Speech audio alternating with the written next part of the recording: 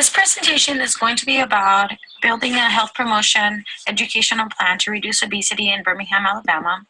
The problem in Birmingham, Alabama has been high prevalence of obesity in the community since years before. And the goal is going to be reducing the high prevalence of obesity in Birmingham, Alabama by educating high school age teenagers in the community. By reaching and forming an educational plan for this specific age group, we can ensure that they begin to build a strong, healthy foundation for their future. This foundation will decrease prevalence of obesity in the community overall over time. And it matters because we want to make sure that as adults, they reduce any risk of getting any cardiac diseases, diabetes, high cholesterol, and in turn, it would help save their lives so that they don't get any strokes or anything like that. So first, we need to assess how much they know.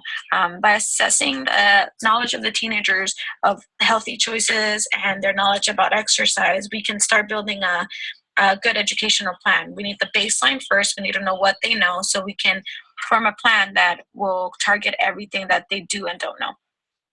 We also have to assess their attitude towards change. We have to see how much they want to change in order to make this an effective lifestyle change for them. And we also have to assess their environment and what is readily available to them. We have to see how much we can get involved from other sources outside of the community, make sure that we have people that can bring in healthy foods to the school. We need to make sure that we have coaches and PE teachers that can keep them active in school and throughout the day. And we also need to assess the level that their families are willing to change as well, because even if we make changes just at school, we need to make sure those changes go home with them and that the parents are also being involved in their healthier choices, and that even the family takes part in these healthier choices so that they have a consistent change throughout their life. So the health promotion model that will be used here is the Precede Proceed model. This model focuses on identifying and implementing the best intervention strategies for health programs in the community, and it's a very good plan to execute in a community.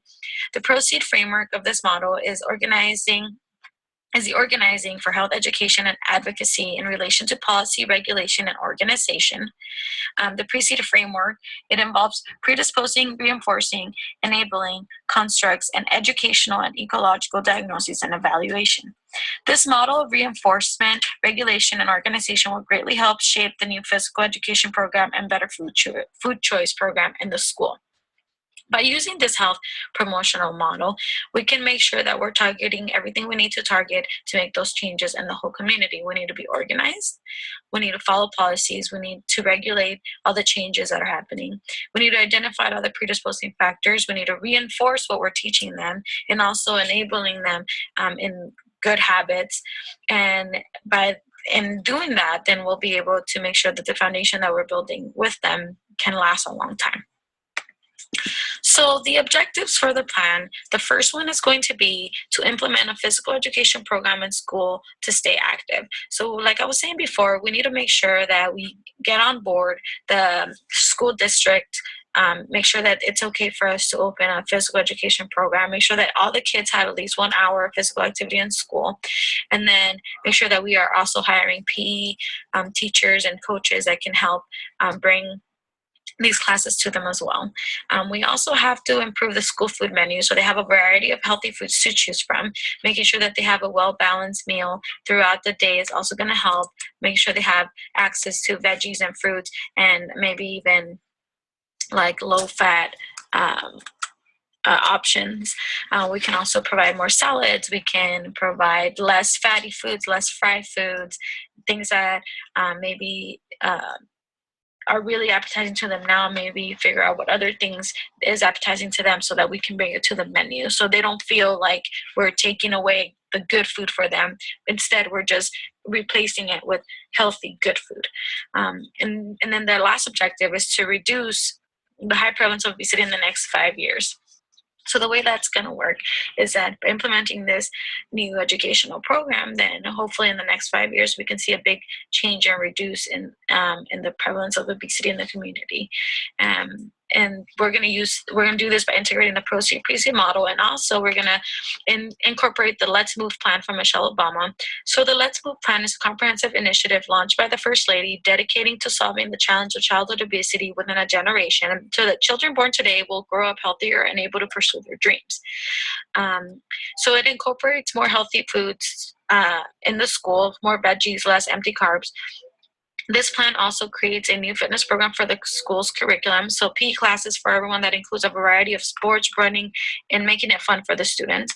We're also educating the parents on better nutritional choices at home, teaching parents on what to buy for groceries, teaching them the benefits of a better rounded diet at home, educating the parents on an exercise fitness class that everybody can follow in the family, like maybe taking walks together, go to the park together, and that way staying active together. That way it's not only the kids that are going to be doing it, it's everybody, and everybody wins in the end. So research and evidence shows that the significance of adolescence in obesity is compounded by the serious health risks associated with a phenomenon including asthma, hypertension, diabetes, orthopedic complications, sleep apnea, social isolation, decreased school attendance, and thereby affecting physical, cognitive, and emotional growth and development during childhood and adolescent years. So this is a very important age group because this is our future. So if our kids and our teenagers are not growing up to be the best they can be, then as adults, they're going to be not able to pursue their dreams. They're going to live longer lives, and they're going to be at risk of getting more diseases.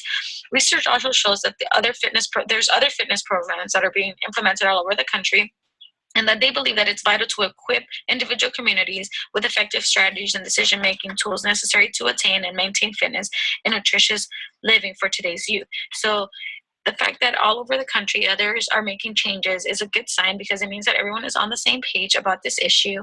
And so Birmingham, Alabama can see that it's not only them that needs help, it's everybody that needs help. And together as a nation, we can begin to change all those bad habits and turn them into good habits.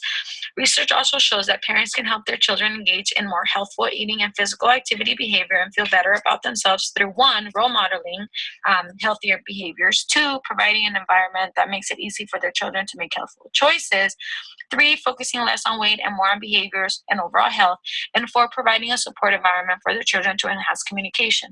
Like I was saying before, it can't just be the kids. It has to be the whole family as a whole, because the parents are in charge of them, so they need to be able to help them build this foundation.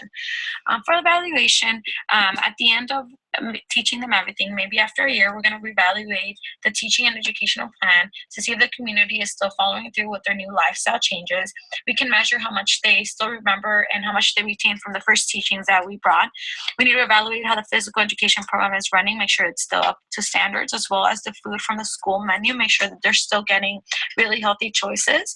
And then we can also measure any significant weight loss in the community as a whole, see if there's been a change in their weight loss and how they feel within their bodies as well.